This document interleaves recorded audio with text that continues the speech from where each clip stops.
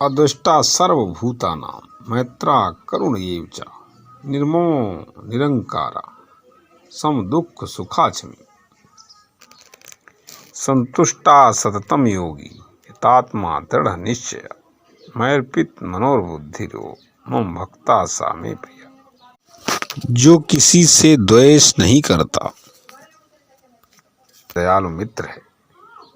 जो अपने को स्वामी नहीं मानता और मिथ्या अहंकार से मुक्त है।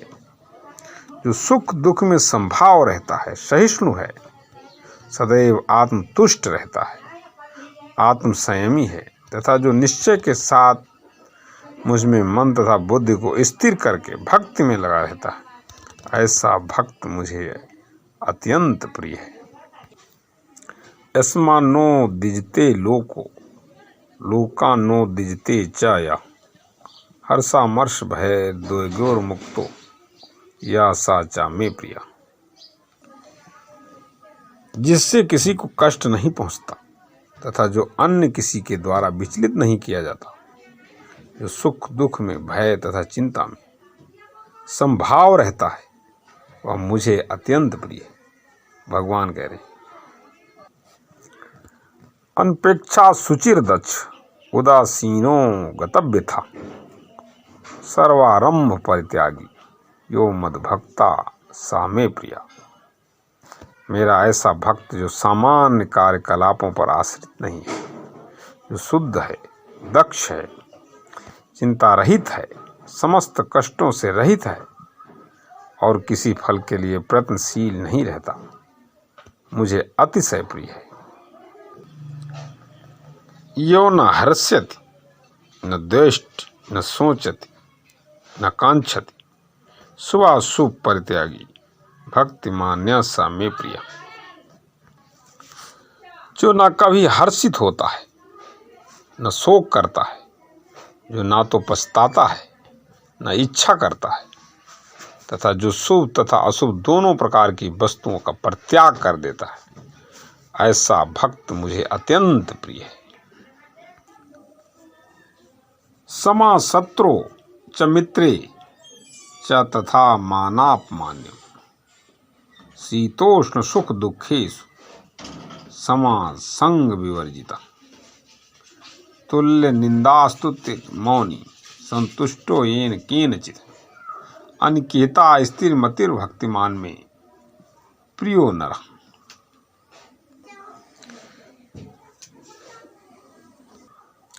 जो मित्रों तथा शत्रुओं के लिए समान है, जो मान तथा अपमान, शीत तथा गर्मी, सुख तथा दुख, यश तथा अपयश में संभाव रहता है, जो दूषित संगत से सदैव मुक्त रहता है, जो सदैव मौन और किसी भी वस्तु से संतुष्ट रहता है, जो किसी प्रकार के घर वार की परवाह नहीं करता, जो ज्ञान में दृढ़ है और जो भक्ति में संलग्न है। भगवान कहते हैं, ऐसा पुरुष मुझे अत्यंत प्रिय है, ऐसा पुरुष मुझे अत्यंत प्रिय है। ये तु धर्मामृतमिदं यथोक्तम पर्युपास्ते श्रद्धा नाम मत परमा भक्तास्ते तीव में प्रिया।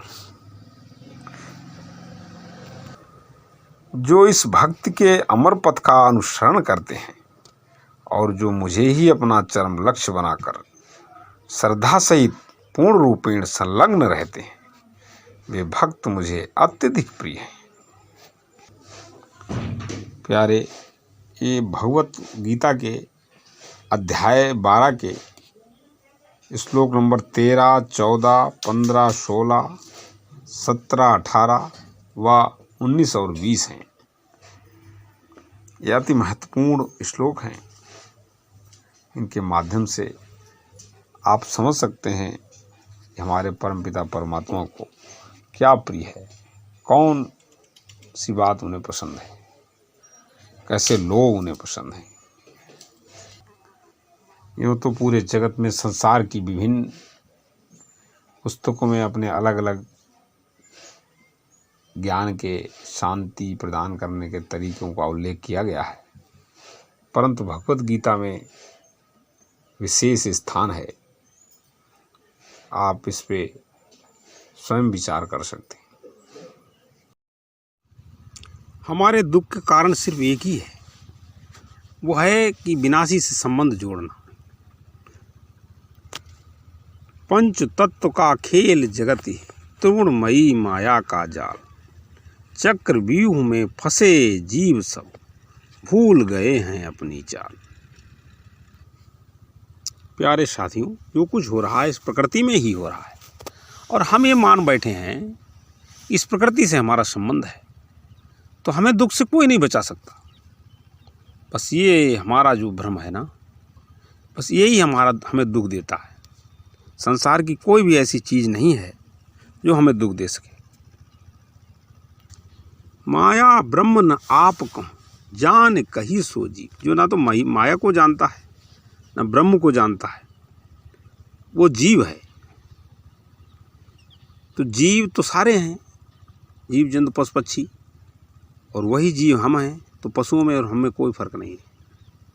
मनुष्य तो एक विवेकशील प्राणी है, विचार शक्ति उसकी सब सर्वोत्तम है, सबसे ज़्यादा है। वो सोच सकता है कि हम यहाँ क्यों आए हैं, हम कौन हैं। वास्तव में शरीर को मैं मानना ही सबसे बड़ी भूल है। शरीर को मैं मानना सबसे बड़ा ये पाप है। सब पाप इसके पुत्र हैं, ये सब पुत्र का बाप है। जो सारी समस्याएं हैं वो शरीर को मैं मानने से, एक मोह जाल है, वो शरीर को मैं मानने से ही होता है। क्योंकि शरीर से जुड़ी फिर सारी चीज़ें हैं। शरीर से संबंध जिन चीज़ों का है, उन चीज़ों को हम अपना और अपने लिए मानते हैं।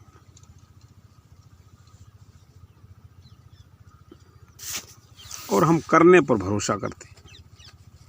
हम करने से सबको ठीक करना चाहते हैं और खुद को भी संतुष्ट करना चाहते हैं। हम भूल जाते हैं एक परम सत्ता, परम पावर भी है यहाँ।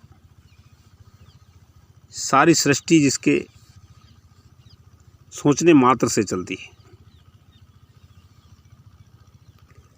हमारा कोई घर का सदस्य बाहर गया है, दूर है हमसे, तो हमें उसकी चिंता बनी रहती है। हम कहते हैं पता नहीं क्या होगा, कैसे रहेगा, कहीं ऐसा तो नहीं कहीं कोई बीमार हो जाए, कहीं कोई संकट आ जाए। अकारण चिंता करते रहते हैं। अब विचार नहीं हमारा ज़्यादा कभी कि हमारा जो वो प्रिय, हमारा संबंधी या हमारा परिवार का सदस्य जो हमसे दूर है, वहाँ उसकी सांस कौन चला रहा है? अभी ध्यान गया हमारा इस बात पे? उसकी सांस हम चला रहे हैं वहाँ पे। उसके नसों में जो खून दौड़ रहा है उसको हम दौड़ा रहे हैं। उसको खाने पीने की, रहने की व्यवस्था हम कर रहे हैं वहाँ पे। बस अकारण ही हम सोच में, चिंता में पड़े रहते हैं। चिंताएं घेरे रहती हैं, हजारों प्रकार की चिंताएं। इन्हीं चिंताओं में पड़ कर के ना मनुष्य अपने वास्तविकता से परिचय नहीं हो पाता कभी। उसके पास समय ही नहीं होता इतना। वो माया में डूबा रहता है, ये व्यर्थ की बातों में ही डूबा रहता है, जिसमें सोचने से कुछ फ़ायदा नहीं है। ना तो उसका कोई कल्याण है, ना हमारा कोई कल्याण है। और उल्टे हम अपने समय को ही नष्ट करते रहते हैं। उलझ जाते हैं हम उस समय में जिस समय में हमें भजन करना चाहिए। मानव जीवन प्यारे सिर्फ भजन के लिए ही मिला है, और भजन हम जानते नहीं, तो भला हमें सुख शांति कैसे मिल सकती है? कैसे चैन आ सकती है हमारे जीवन में? रुपया होता है, पैसा होता है, सारे संसाधन होता है, सब कुछ होते हैं, फिर भी हम दुखी रहते हैं। क्या यही जीवन है? यही मानव जीवन है? नहीं, कभी नहीं। हमें सारे बंधनों को काटना पड़ेगा, निकलना पड़ेगा इस बहुरंगी दुनिया से, इस बदलती हुई दुनिया से। जननी जनक बंधु सुत धारा, तनु धनु भवन सुहृद परिवार, इनके ममता ताग बटोरी, मम पद मन ही बांध बर डोरी। भगवान कहते हैं इनकी जितनी भी ममता है ना, इनकी रस्सी बढ़ के पैरों में बांध दो। फिर आप विचार करो, क्योंकि ये सब चीज़ें हमारी हैं, हमारे विधान से चलती हैं, तुम इन्हें अपना मानते हो। बस ये तुम्हारी भूल है और बेईमानी है, सबसे बड़ी बेईमानी है। बिना किसी अर्थ की हम व्यर्थ की चिंताओं में फंसे रहते हैं, उलझे रहते हैं, और जीवन का जो बहुमूल्य समय है वो निकलता चला जाता है, धीरे धीरे धीरे धीरे निकल जाता है, और हमें खबर ही नहीं रहती, हमें पता ही नहीं रहता कि हम बंधनों में जकड़ते जा रहे हैं। फिर जिस चीज़ से, जिस इंद्री से हम इस संसार का भोग करते हैं या व्यर्थ में चिंता करते हैं, वो इंद्री ही साथ छोड़ देती है, वो मन ही साथ छोड़ देता है। वो मस्तिष्क में इतनी हजारों व्यर्थ की बातें हम भर लेते हैं कि वो मस्तिष्क ही काम करना बंद कर देता है। फिर एक समय ऐसा आता है कि चाहकर भी हम नहीं समझ पाते कि हम हैं कौन और यहाँ क्यों आए। प्यारे, जितनी जल्दी हो सके आप अपने आप को इस भ्रमजाल से निकालो, अभी समय है, नहीं तो ये जाल इतने मजबूत हो जाएंगे, फिर इन्हें काट पाना आपके बस की बात नहीं है। अब इसमें करना कुछ नहीं है, बस सारी दुनिया ये समझती है कि ये सारे काम पहले निपटा लें, उसके बाद फिर भजन करेंगे, फिर भगवान की शरण में जाएंगे। अरे तुम जानते ही नहीं हो परमात्मा क्या है और भजन क्या है। तुम्हारे सारे काम जब बिगड़ जाएंगे फिर तुम भजन करोगे, तुम्हारा शरीर सब जब साथ नहीं देगा फिर भजन करोगे। प्यारे, अभी आपने बात को ठीक से नहीं समझा। आपके सारे काम अच्छे हो जाएंगे यदि आप भजन को समझ लें।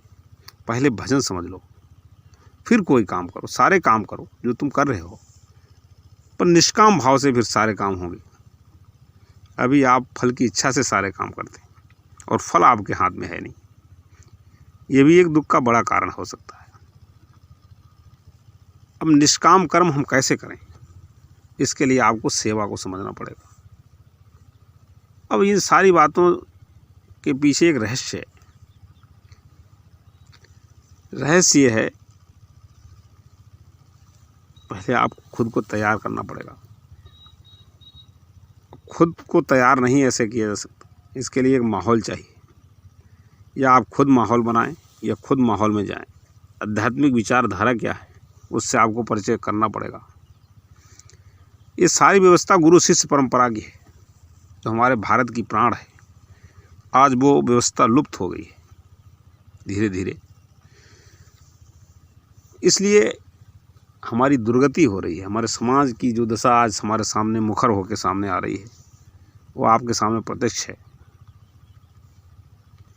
हम जितना निकलने की कोशिश करते हैं उतना ही और उलझते चले जाते हैं। हमें लगता है कि इतना कर लेने से हमारी समस्याएं दूर हो जाएंगी, पर नई नई समस्याएं भ्रांतियों के कारण जन्म लेती रहती और हम फंसते चले जाते हैं। इसलिए संसार को दलदल कहा गया है, मोह कलिलम। ये मोह रूपी दलदल है, इसमें जितना ही हाथ पैर आप चलाएंगे उतना ही और फंसते चले जाएंगे, क्योंकि आपकी ये पृष्ठभूमि है, जो आपकी विचारधारा है वही गड़बड़ है। हम समझते हैं कि हम बहुत चतुर हैं, हम ठीक तरीके से रह रहे हैं, ठीक से चल रहे हैं, पर यदि आप ठीक तरीके से चल रहे हैं, आपके विचार ठीक हैं, आपके विचारों में कोई गलती नहीं हो रही है, फिर जीवन में वो अशांति क्यों आ रही है जो बिल्कुल नहीं आनी चाहिए। और भी बहुत सी बातें हैं जो वाणी से अभी समझ में नहीं आएंगी। ये रहनी होती है, एक सिद्धांत है जिससे हम दूर चले गए हैं जी। सच तो यह है कि हम अंधकार के उस कूप में गिर गए हैं, इस समय निकलना हमारे स्वयं के बस की बात नहीं है। तो अब हम अपने भगवान से आराधना करें। हे मेरे नाथ, हम जिसके लिए यहाँ आए हैं हमें उसमें लगाओ, हमें अपनी चरणों में स्थान दो प्रभु। तो भगवान की कृपा से ज़रूर कोई न कोई ऐसा मिलेगा जिसके माध्यम से आपके जीवन में क्रांतिकारी परिवर्तन आएंगे। उसमें भी यदि आप जब खुद चाहेंगे, आपको विश्वास होगा, आप अपनी निज कृपा करेंगे, तब जाके आपके जीवन में शांति और सुख आ सकता है। सुख का मतलब सुख से नहीं है, सांसारिक सुख से नहीं है। सुख का मतलब परमानंद से है।